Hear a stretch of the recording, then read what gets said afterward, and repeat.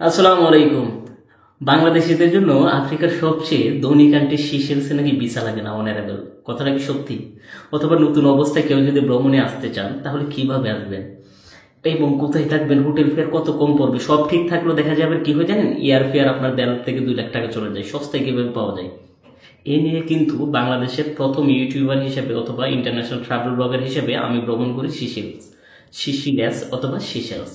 তো এই সিশেলসে এসে আমি আমার অভিজ্ঞতা সম্পূর্ণ আপনাদের সাথে শেয়ার করব। আমি একটা ট্রাভেল গাইড ব্লগ বানাই যখন আমি একটা দেশ ভ্রমণ কমপ্লিট করি, তারপর আমি আমার অভিজ্ঞতা দিয়েই আপনাদের সাথে সরল ভাষায় আমি আমার গ্রামের যে একটা আমার যে অ্যাকসেন্ট, ওই ভাষায় আপনাদের সাথে আমি শেয়ার করব কিভাবে সেশেলসে আপনারা সস্তায় ভ্রমণ করতে পারেন এবং সিশেলসে এসে কিভাবে বিজনেস অথবা নিজেদেরকে কি বলে না যে ওয়ার্ক পারমিট হিসাবে যদি কাজ করতে চান তাও বলবো, বিকজ এই জিনিসগুলো আমি ইনফরমেশন নিচ্ছি। তো শুরুতে ট্যুরিস্ট বিষয় নিয়ে আমরা কথা বলি।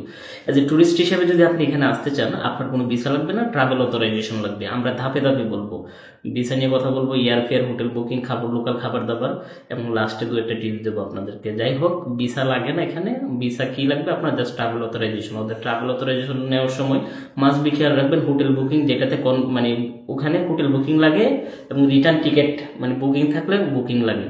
তো বুকিং করে যখন ট্রাভেল অথরাইজেশন কমপ্লিট হবে তখন আপনি কনফার্ম করে ফেলবেন কতদিন থাকবেন, অতদিনের হোটেল নেবেন। যেখানে যেখানে দেখেন আপনি একটা হোটেল 10 দিনের জন্য বুক করে জাস্ট ট্রাভেল অথরাইজেশন নিলেন, পরে আবার ওই হোটেল গেলেন না, পরে কিন্তু ইমিগ্রেশনে আপনাকে ট্রাভেল করবে, কোয়েশ্চেন করবে।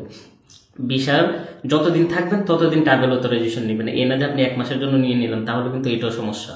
আপনি যদি 2 দিনের জন্য আসেন, 5 দিনের জন্য আসেন, অত দিনের জন্য নিবেন ট্রাভেল অথরাইজেশন। খুবই ইজি, যাবেন স্টেপ বাই স্টেপ, উজবেকিস্তানের ভিসার মতো একবারে খুবই সহজ, শ্রীলঙ্কার ভিসার চেয়ে।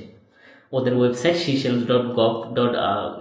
মানে এতটুকু সার্চ করলে চলে আসে, অথবা তাও যদি না পারেন গুগলে অথবা আপনি চ্যাট জিপিটিকে আস্ক করলে আপনাকে লিঙ্ক দিয়ে দিব। লিঙ্কে গিয়ে আপনি সকল কিছু জাস্ট নর্মালভাবে আপলোড করে দিবেন। আপনার ছবি লাগবে, পাসপোর্টের মেয়াদ 6 মাস থাকতে হবে, আপনার আগের দেশ ভ্রমণ না থাকলেও আপনি ভিসা পাবেন, ট্রাভেল অথরাইজেশন। বাট এন্ট্রি দিবে কি দিবে না ইমিগ্রেশনে, এটা আপনার নিজ দায়িত্ব। ওকে, এখন কথা হলো যে আপনি যে আসবেন, আসার আগে হোটেল বুকিং এবং যখন আপনি এয়ার টিকিট করবেন মাস্ট বি খেয়াল রাখেন যে ট্রানজিটটা যেন বেশি দেরি না হয়। আমি আসছি হলো যে ইমিরাত করে দুবাই ট্রানজিট দিয়ে। আমি সিশেলসের সাথে মাদাগাস্কার এড করে প্রায় 2 লাখ টাকার প্লেন ফেয়ার করছে আমার, মাল্টি সিটি দিয়ে। আপনারা যদি আসেন, আমি দেখলাম যে 1,40,000-এর নিচে কোনো ফ্লাইটই দেখে নেই।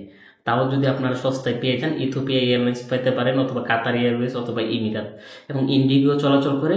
অথবা আপনাদেরকে আরো একটা পরামর্শ দিই, যদি কেউ শ্রীলঙ্কা থেকে ফ্লাই করতে চান, তাহলে শ্রীলঙ্কা থেকে কিন্তু ডাইরেক্ট ফ্লাইট আছে সিশেলসে। আপনাদেরকে বিমানের ফ্লাইটের এই ধারণাগুলো আমি কেন দিতেছি, আপনারা বিভিন্ন রুট আগে গুগল ফ্লাইটে গিয়ে সার্চ করবেন কোন রুটটা সস্তা, তারপরে আপনি নিজে ফ্লাইট টিকিট করবেন। আপনি নিজে করতে না পারলে যে কোনো ট্রাভেল এজেন্সির কাছে যাবেন। ওদের কাছে গেলে আপনাকে কিন্তু বলবে না কোন রুট সস্তা কোন রুট দাম। ওরা জাস্ট হলো যে ওদের আপনার ওই যে ইটিএতে ওদের যে একটা আপনার ড্যাশবোর্ড থাকে, ওখানে গিয়ে সার্চ করলে সবসময় ওদেরগুলোই দেখায়। আপনি যদি পারেন শ্রীলঙ্কা এবং সিশেলস একসাথে দিবেন, অথবা সিশেলসের সাথে মরিশাস কিংবা মাদাগাস্কার এড করবেন, সস্তায় ঘুরতে পারবেন। বিমানের টিকিট মাস্ট বি আপনি 20 থেকে 30 দিন আগে কাটবেন। সাডেনলি টিকিট কাটতে গেলে কিন্তু আপনি ভালো প্রাইস পাবেন না। অ্যাপ্রক্সিমেটলি আমরা 1,30,000 থেকে 2 লাখ টাকা পর্যন্ত ধরে রাখতে পারি ফ্লাইট। সিজন বেঁধে এবং ট্যাক্স বেঁধে এটা কমতেও পারে বাড়তেও পারে। আপনাদেরকে ভিসা, এয়ার টিকিট সম্পর্কে বললাম, হোটেল বুকিং, এখানে কিন্তু কয়েকটা হাতে গোনা গেস্ট হাউস আছে, আর বাকি সব রিসোর্ট হোটেল, 4 স্টার হোটেল। এখানে সর্বনিম্ন যদি দেখি আমি $150, মানে 70 থেকে শুরু, সর্বনিম্ন 70 ইউরো, নট ডলার। এর মানে হলো যে আপনার প্রায় 85 অথবা $90 থেকে শুরু, এবং সর্বোচ্চ $8,000 থেকে $10,000 পর্যন্ত পার নাইট আছে। এটা মালদ্বীপের চেয়ে এক্সপেন্সিভ কান্ট্রি। এখানকার 1 টাকা বাংলাদেশের 8.5 টাকা সমতুল্য। ভাবেন আফ্রিকার একটা দেশের টাকার দাম কত। আপনি হোটেল বুক করার সময় ডেফিনেটলি অ্যাগোডার হেল্প নেবেন, অথবা বুকিং.com-এর, অথবা আমার মতো র্যান্ডম ট্রাভেলার হলে এয়ারবিএনবিতে গিয়ে যে কোনো একটা গেস্ট হাউস বুক করে নেবেন। সবসময় চেক করবেন যে সকালের ব্রেকফাস্টের জন্য ইনক্লুড দেয়। এখানে সব কিছু দাম, 1 বোতল পানির দামে আপনার 200 থেকে 400 টাকা। 1 কেজি টমেটোর দাম হলো যে এখানে কত জানেন? 1 কেজি টমেটোর দাম সম্ভবত অ্যাপ্রক্সিমেটলি 700 থেকে 600 টাকা কেজি। মানে এখানে কি পরিমাণের দাম আপনি কল্পনা করতে পারবেন না। একটা পলিথিন ব্যাগ এখানকার মানে করেন 20 টাকা, মানে বাংলাদেশে 20 টাকা একটা পলিটিন, যেখানে আমরা 8 আনা 4 আনা দিলে পাই।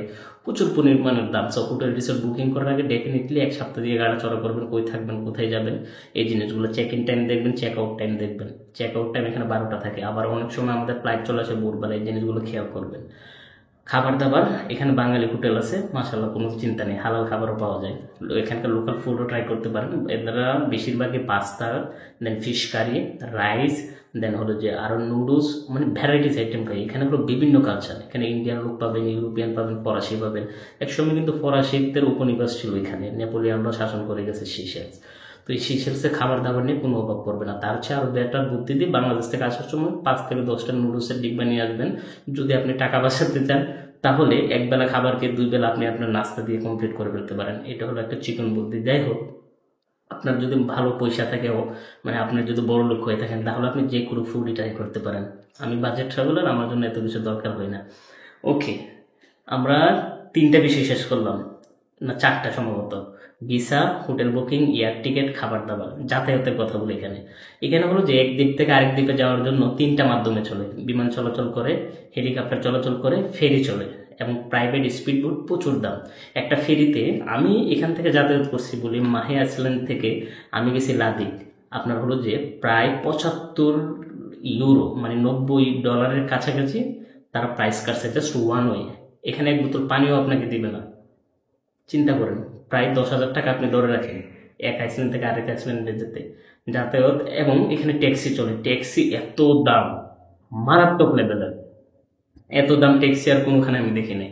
তারপরে হলো যে আপনি যদি চিপের ভিতর ঘুরতে চান দ্বীপের ভিতরে মাহে আইসল্যান্ডে, তাহলে আপনি ইউজ করতে পারেন কার্ড। এখানে হলো যে আপনার কার্ড আছে, হলো যে বাস কার্ড, ট্যুরিস্টদের জন্য 4 দিনের আনলিমিটেড দিয়ে থাকে। চার্জ করে হলো যে 200, এখানকার লোকাল কারেন্সি 200 মিন হলো যে 1600 টাকায় আপনি 4 দিন আনলিমিটেড যতবার ঘুরতে পারেন। ডেফিনেটলি এয়ারপোর্ট থেকে নামার পর আপনি একটা ট্যুরিস্ট কার্ড নিয়ে নেবেন, নামার পর সিম নেবেন, ডলারগুলো এক্সচেঞ্জ করবেন। আই থিঙ্ক এই জিনিসগুলো আপনাদের খুবই উপকারে আসবে।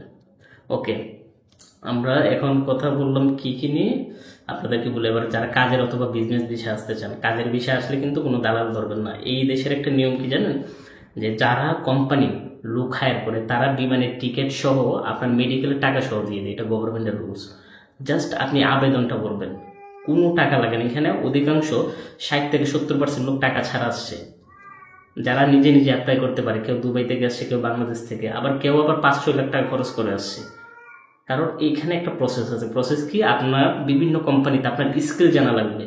স্কিল জেনে যখন বিভিন্ন কোম্পানিতে আপনি অ্যাপ্লাই করবেন, তখন ওখান থেকে যদি আপনাকে সিলেক্ট করে আপনার সিভি দেখে, তখন বাকি প্রসেসগুলো আগায়।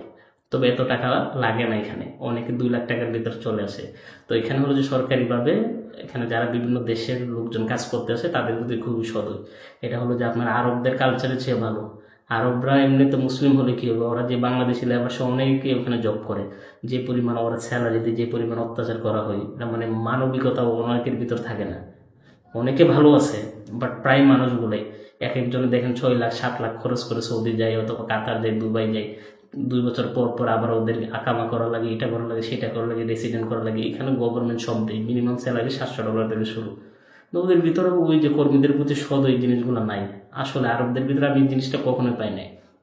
ওরা থাকে ওদের মুড নিয়ে, আল্লাহ তাআলা ওদেরকে দিছে তেলের খনি, ওরা যেভাবে খুশি যেমনি খুশি ইউজ করতেছে। যাই হোক, এই টপিক বাদ দিই। এখন সেশেলসে আসার জন্য আপনাদের যে প্রয়োজনীয় তথ্য, তার ভিতর আমরা visa processing, air ticket, hotel booking বললাম, যাতায়াতের ব্যবস্থা বললাম, লোকাল খাবার বললাম, এবং দর্শনীয় স্থান কোথায় কোথায় করতে পারেন। মজার যে বিষয় সেটা হলো যে মাহে আইসল্যান্ডে আপনি 3টা স্পটে যেতে পারেন।